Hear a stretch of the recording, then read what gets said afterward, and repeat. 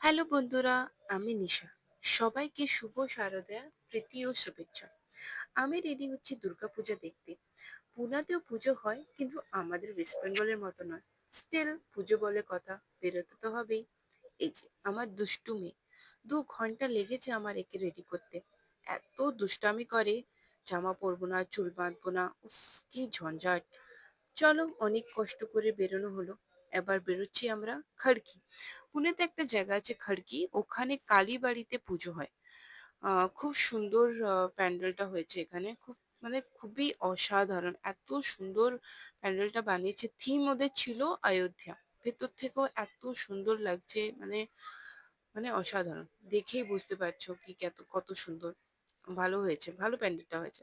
এখানে শুধু পুনেতে হয় না, অনেক জায়গাতে দুর্গাপুজো হয়। আর খড়কিটা আমাদের বাড়ির কাছে, তাই আমরা খড়কিতে গেছি। কিন্তু আমরা নেক্সট ডে